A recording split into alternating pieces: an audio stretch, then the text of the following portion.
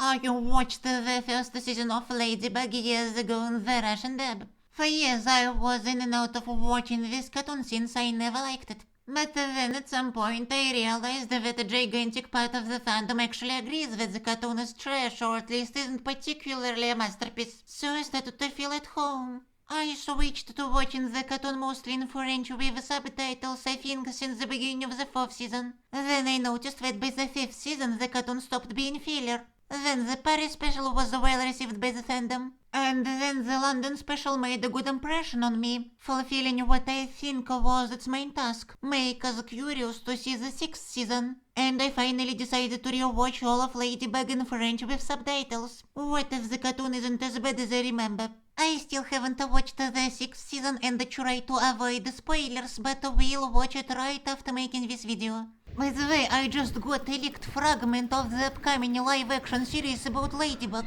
I recently started to learn French just to watch Ladybug in the original and destroy it in my reviews. Okay, firstly, I immediately noticed that the writing is as bad as I remember. Climatic is the first episode, and the summer begins there. But the Origins episode takes place at the beginning of a school year, so none of this makes sense. And getting a bit ahead of myself, over the course of the earliest seasons, it is systematically implied that the main characters fought an enormous amount of accommodated villains already. But this doesn't add up, and in the video game of Gamer 2.0, only the villains we already saw featured. Some can watch a cartoon without thinking about stuff like this. But for me, it gets much harder to forget that this is just a cartoon, so that I would actually care about what's going on. No, seriously, writing in the first season was at the level of my worst recollections, especially when it comes to the accommodated villains not winning when they clearly could. When Le Papillon, the butterfly as he is called in the French dub, didn't tell Lady Wi-Fi to take Ladybug's Miraculous, I tried to explain to myself that that's because he himself was just a beginner and wasn't sure how to act. But still it doesn't make sense.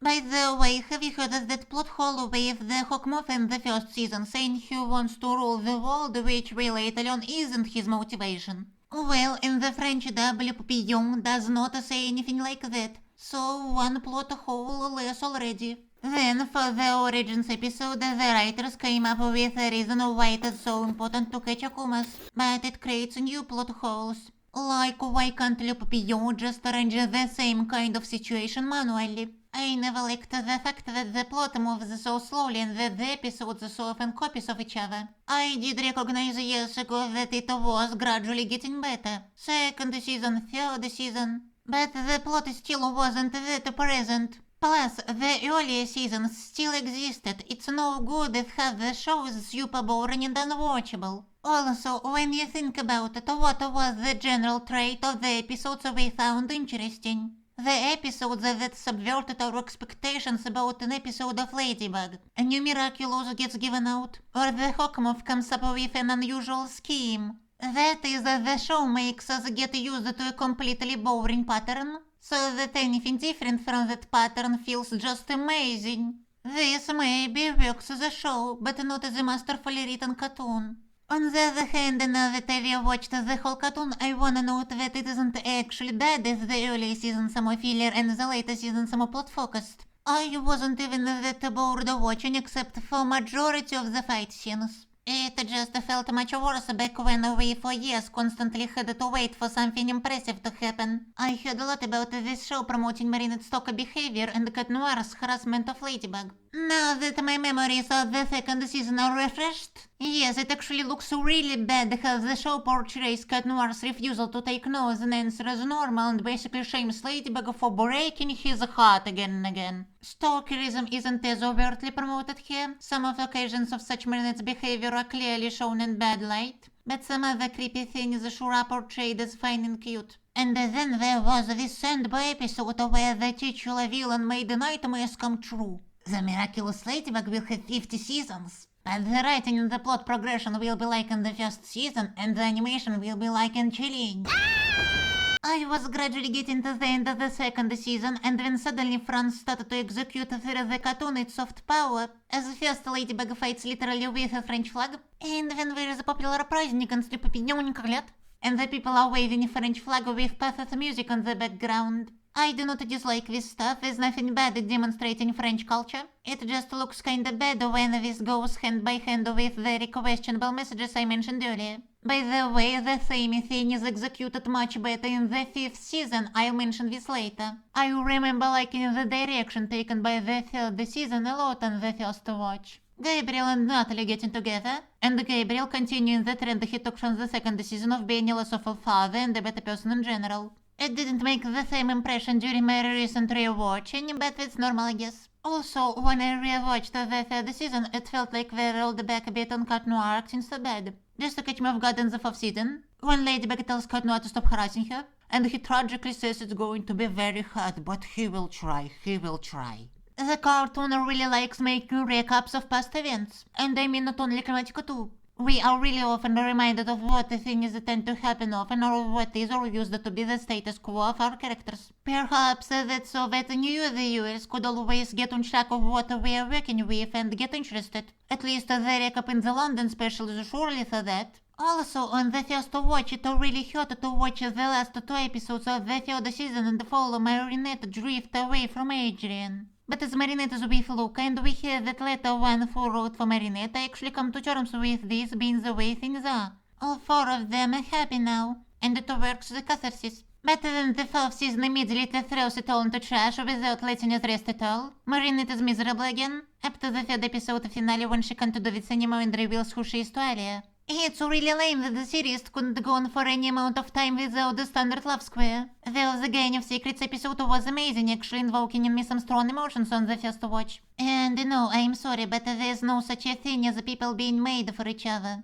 The 3rd season finale had a much better message in this regard. Since the 3rd season, the time travel plays a big role in the story, and that will often make the writing feel even worse, creating new plot holes. Though Cat Blanc was an amazing episode. When talking about the direction taken by the 3rd season, I kind of already made all my complaints about the direction taken by the 4th season as well. And I will go back to this season in the plot structure retrospective. So I don't have much else to say here, except that this is where the Miraculous World specials begin. According to the English Wikipedia, the New York special chronologically takes place between the 3rd and the 4th seasons, and I kinda don't like that. This makes the relationship that Marinette and Luca lose in the next very episode to truth less precious, less important. And I thought that the idea was that the reason for the breakup was much more than just Marinette having some leftover feelings for Adrian. If it was up to me, I'd say that it happens prior to the 3rd season finale.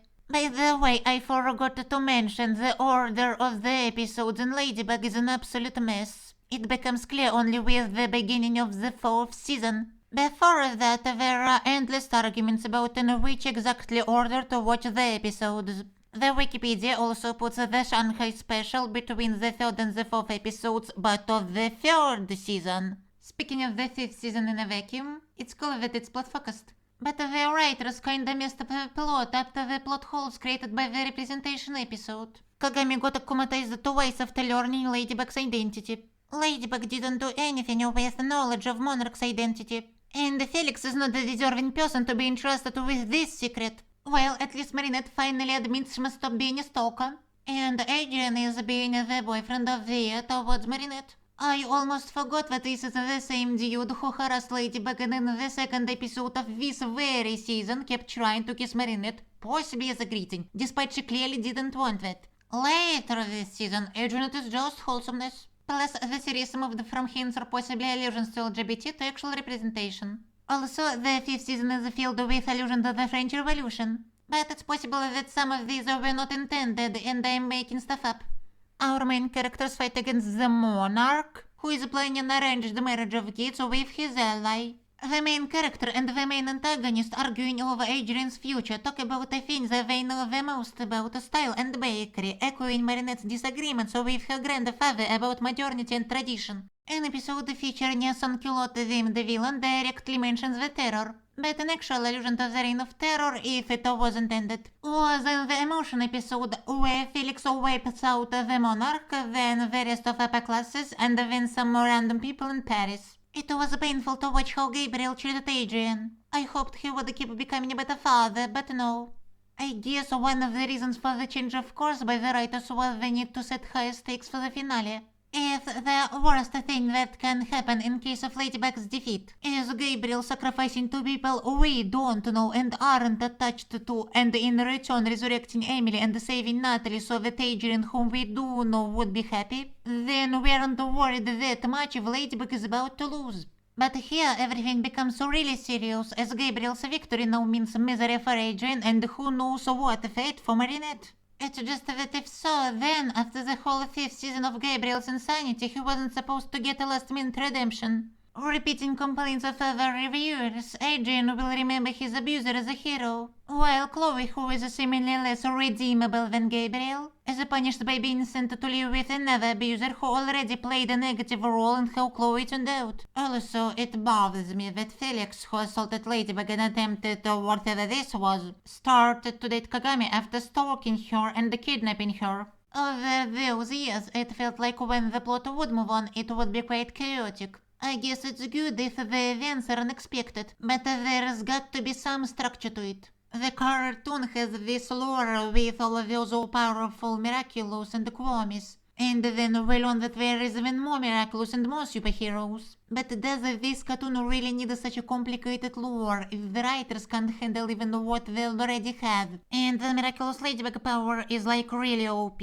Also, it's kinda weird that arguably the most powerful attack of the main antagonist happens in the second season finale and not, in the finale. However, maybe if I try to somehow systematize it now, having a retrospective on the whole story, it will make more sense. So at the beginning, our main characters have two very powerful Miraculous, and Le Papillon uses only one, but they need to win each time, and he needs to win at least once. The lucky charm is basically the power to win. Since out of all possible things it can give you, with each there's some probability you will win. And it gives exactly the thing that will guarantee the victory. That the lucky charm gives Ladybug an absolutely random object, and if she loses, it uses the Snake Miraculous's power to try again with another object. That would be almost the same thing. However, of course, not any fight is possible to win at all. And Marinette's talent is what guarantees she will be able to come up with an idea on what to do with a given object. Since the second season, our main characters gradually get new powers thanks to finding and deciphering the grimoire and choose new superheroes. Now, there's a lot of heroes, but the main antagonist strikes with an even bigger army of villains, as he now can send more than one Akuma, eventually leaving Ladybug and Cat Noir by themselves again. Honestly, already in the 3rd season, the heroes were pretty overpowered. If you can't win, there's more Miraculous. And even if the villain is undefeatable, don't worry, there's a Miraculous that will give you infinite attempts or switch off his power altogether. The team of heroes grows small, but in the finale, Le Papillon again has a whole army, and let's pretend like that one is actually stronger than the previous one, that's subjective. And the two heroes are by themselves again with an extra Dragon Miraculous.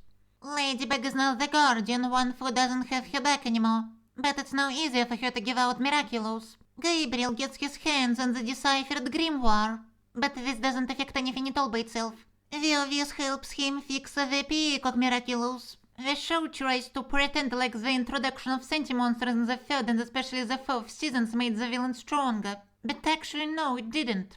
If a Sentimonster gives an extra power, then, well, any villain in the previous seasons could just have a power exactly like that. No specific limit on powers was explained to us. Yes, the Sentimonster can be an ally, but the previous villains also had minions sometimes. Sentimonsters like the Optigami are exceptions. Also, that thing with Marinette realizing she can create anything with her powers. And then she uses this only for those charms which Gabriel defeats with Megakumas until the one time in the 5th season it didn't work. In the 4th season finale there wasn't an army, but a combination of an invincible being and the boy making the main characters act silly. Ladybug chose owners for all the Miraculous she had, but when they all get stolen. This did look scary. In the past, our main characters won only thanks to extra heroes, and now they don't have any. On contrary, Gabriel has all the powers. But don't worry, no accumulated villain in the 5th season will be as invincible as the Party Crusher of the penal team. Except for this dude whom Ali and Zoe defeated with the help of a squad of firefighters. The writers perhaps listened to the fans pointing that the monarch can immediately win and addressed this issue in the episode's Evolution and Destruction. When the main characters have basically lost already, They get an upgrade, no need to get transformed, no limit on using powers. And finally, the monarch enacts the perfect alliance plan that he and Tomoe were preparing the whole season. Theoretically, it's billions of people under his control, each with powers of the Miraculous, the most dangerous attack Ladybug and Cat Noir faced so far. Practically, it's just a few people Ladybug fights for a little bit of time.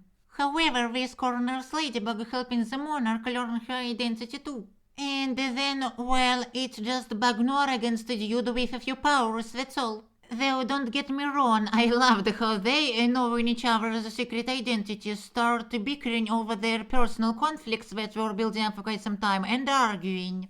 I think the writers wanted us to be amazed by how the heroes from around the world had to unite to defeat such an army. But I still don't get why wouldn't these just keep chasing after Ladybug. This plot structure retrospective turned out longer than I planned. I hope it's not a mistake not to make it into a separate video so that the main one wouldn't be too long. Now I need to montage this video and finally watch the 6th season. And who knows, maybe by the 10th season I will already know enough French to watch without even subtitles.